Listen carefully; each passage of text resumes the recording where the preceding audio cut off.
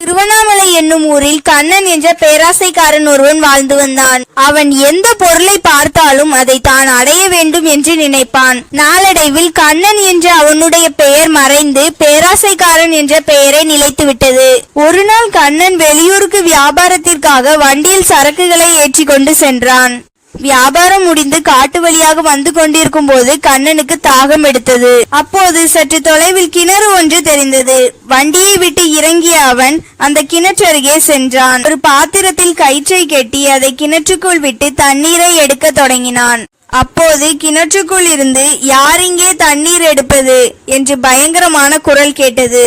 குரலை கேட்டு அஞ்சி நடுங்கிய அவன் கிணற்றுக்குள் எட்டி பார்த்தான். உள்ளே யாரும் இருப்பதாக தெரியவில்லை. நடுங்கும் குரலில், ஐயா, நான் ஒரு ஏழை வியாபாரி, தண்ணீர் குடிப்பதற்காக இங்கு வந்தேன், நீங்கள் யார் என்று கேட்டான். அப்போது அந்த குரல், விரும்பியது எல்லாம் கொடுக்கும் மந்திர கிணறு இது, இதை பாதுகாக்கும் பூதம் நான், யார் கண்ணுக்கும் நான் தெரிய மாட்டேன் என்றது அந்த குரல். மந்திர கிணறா?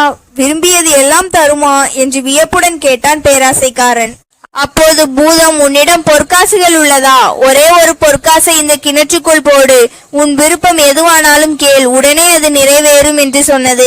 அதே சமயம் 2 முறை மட்டும்தான் இந்த கிணறு உன் விருப்பத்தை நிறைவேற்றும், அதை மறந்து விடாதே என்றது அந்த குரல். என்னதான் நடக்கிறது பார்ப்போமே என்ற எண்ணத்தில் கண்ணன் ஒரு பொற்காசை கிணற்றுக்குள் போட்டான். பின்பு விலை உயர்ந்த நகைகளாலும் பொற்காசுகளாலும் என் வண்டி நிரம்ப வேண்டும் என்றான் அந்த பேராசைக்காரன். ஒரு நொடிக்குள் அவன் வண்டி பொற்காசுகளாலும் நகைகளாலும் நிரம்பி இருந்தது. இதை பார்த்து வியப்படைந்தான் அவன். ஏராளமான செல்வம் கிடைத்து விட்டது, இந்த நாட்டிலேயே பெருஞ்செல்வன் நான் தான் என்று பேராசைப்பட்டு கொண்டிருந்தான். அப்போது கண்ணனுக்கு ஒரு விஷயம் நினைவுக்கு வந்தது.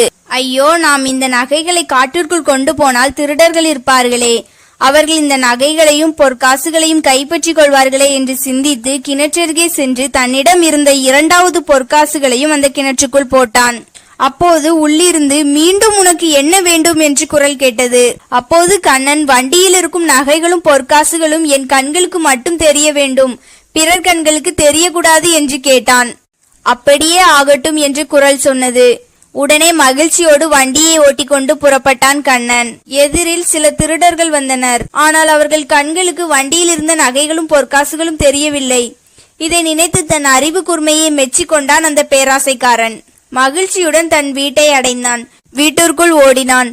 பின்பு அவன் மனைவியை அழைத்து, இனி நாம் வறுமையில் வாட வேண்டாம், அரசனை போல செல்வ செழிப்புடன் வாழலாம், வண்டியில் விலை உயர்ந்த பொருட்கள் என்னென்ன கொண்டு வந்துள்ளேன் பார் என்று மகிழ்ச்சியுடன் சொன்னான். வண்டி காலியாக இருப்பதை பார்த்து அவன் மனைவி திகைத்தாள். என்னங்க, வண்டியில் விலை உயர்ந்த பொருட்கள் இருப்பதாக சொன்னீங்க, எந்த பொருளும் இல்லையே என்றாள். ஆனால் கண்ணனின் கண்களுக்கு வண்டியில் ஏராளமான பொற்காசுகளும் நகைகளும் இருப்பது தெரிந்தது.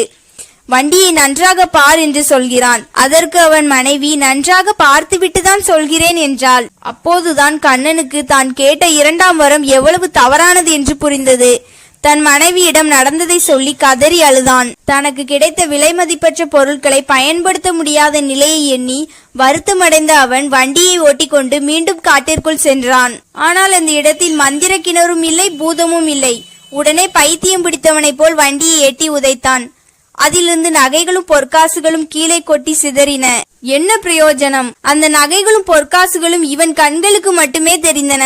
இதுதான் தன்னுடைய பேராசை குணத்திற்கு கிடைத்த பரிசு என்று நினைத்து மிகவும் வருந்தினான் கண்ணன்.